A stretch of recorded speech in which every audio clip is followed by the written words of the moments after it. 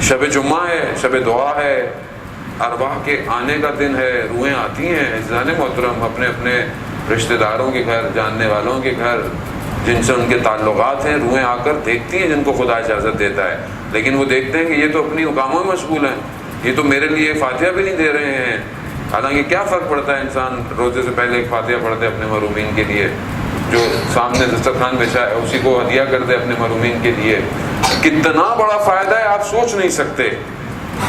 یہ بالکل ایسی ہے کہ جب آپ کسی جگہ تشنے ہوں، پیاس کی شدت ہو اور وہاں پر کوئی آسرا نہ ہو اور کوئی آپ کو آ کے ٹھنڈا پانی دے دے تو آپ کو کیسا محسوس ہوگا۔ آیت اللہ شہید دستغیب کہ آپ کی صلوات ان کے درجات میں اضافہ فرمائے۔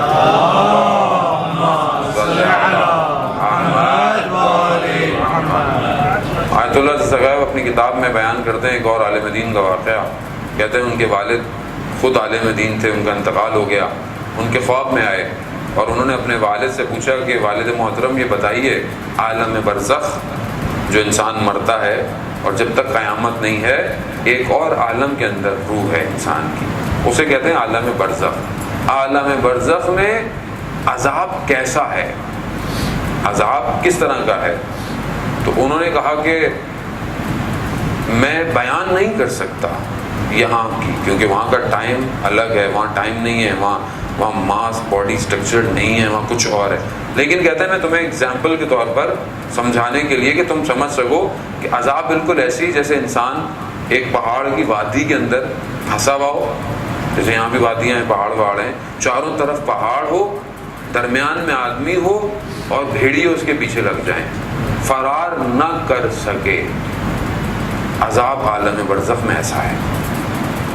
اور ذہن وطن ہم کیا سمجھتے ہیں کہ یہ جو ہم چھوٹی چھوٹی سی دنیا میں سمجھتے ہیں تو چھوٹی سی بات ہے، کوئی مسئلہ نہیں، اس کا حق کھا لیا، اس کے پیسے کھا لیے، اس کو دے دی، اس عالم میں بہت سختی ہے۔ شہید دستغیب بھی ایک اور جگہ بیان کرتے ہیں، دو جوان، پرانی بات ہے، زیارت پر جا رہے تھے کربلا، راستے میں حملہ ہو گیا، ایک مر گیا، ہلاک ہو گیا، دوسرے کو واپس آنا پڑ گیا۔ وہ جو ہلاک ہو گیا وہ خواب میں آیا اور اس نے دیکھا کہ وہ بڑے جنت، بڑے ہریالی سے باغ، تو انہوں نے کہا زیارت پہ جا رہے تھے، مقصد نیک تھا تو اس لیے اللہ نے یہ عطا کیا، لیکن دیکھا کہ وہ تھوڑی تھوڑی دیر میں اس کو تکلیف کا اظہار ہے، تکلیف کا اظہار ہے۔ کہہ رہا کیا ہے؟ کہتا ہے روز ایک بچھو آتا ہے جو میرے پاؤں کے انگوٹھے کو کاٹتا ہے۔ کہا یہ کیوں ہے؟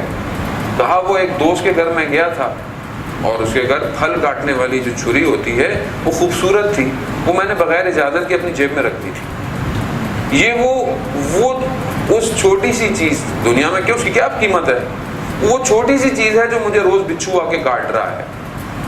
اس نے کہا کہ جاؤ میرے گھر میں میری زوجہ سے کہو فلانی جگہ پڑی ہے، جا کر وہ میرے دوست کو دو، واپس دو، معافی مانگو اس سے۔ جب تک وہ معاف نہیں کرے گا جب تک یہ بچھو روز آتا رہے گا۔ عزیزان محترم، زندگی ظاہراً بہت آسان نظر آتی ہے لیکن یہ اتنی آسان نہیں ہے۔ ہم بڑے زبان سے کسی کو، اپنی زبان سے کسی کا دل دکھا دیتے ہیں، زبان سے کسی کو تکلیف دے دیتے ہیں، سوچوں سے کسی کو تکلیف دے رہے ہیں۔ ہم ذہنی طور پر بھی بعض اوقات لوگوں کے لیے نیگیٹو ہیں، ہر وقت جس کو دور سے دیکھا نیگیٹو، وہ یہ اثرات مرتب ہوتے ہیں۔ ایسی بات نہیں ہے جو آپ سوچ رہے ہیں وہ آپ بیان نہیں کر رہے، مگر آپ کا وجود اس چیزوں کو، وائبس کو کریٹ کر رہا ہے جس کی طرف کشیدگی پیدا ہو جاتی ہے، نفرتیں پیدا ہو جاتی ہیں، حسد پیدا ہو جاتا ہے معاشرے۔ خود اپنی صحت کا، روح کے اوپر بہت بڑا نقصان ہے نیگیٹو تھاٹس کا۔ تو انہوں نے پوچھا کہ یہ عذاب اس طرح کا ہے۔ پھر انہوں نے کہا کہ جو ہم فاتحہ پڑھتے ہیں، درود بھیجتے ہیں، نظر و نیاز دیتے ہیں مرحوم کے لیے، جیسے یہ سال ثواب کی مجلس ہے مرحومین کے لیے، یہ اس عالم میں کیسے، اس کو کیا فائدہ ہوتا ہے؟ تو انہوں نے پھر مثال سے سمجھایا کہ جیسے آپ کسی گرم جگہ پر ہوں جہاں پر شدید دھواں ہو، جیسے جکوزی اور سوانا میں جاتے ہیں نا، اب اتنا زیادہ دھواں اور گرم ہوتا ہے کہ آپ جاتے ہیں کہ تھوڑی سی سانس لینے کے لیے میں باہر نکلے آدمی، تو کہتے ہیں بالکل ایسی جگہ ہو اور کوئی کھڑکی کھول دے اور وہاں سے تازہ ہوا کا جھونکا آئے۔ کہا تمہارا ایصال ثواب پہنچانا مرحوم کے لیے اس عالم میں بالکل ایسا ہے۔ ایک صلوات پڑھ دے اپنے مرحومین کے لیے۔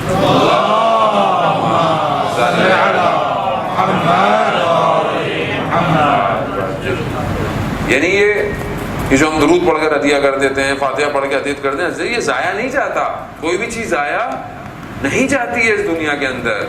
اور یہ اس طرف جو مقام پر آدمی بیٹھا ہوا ہے اس طرح.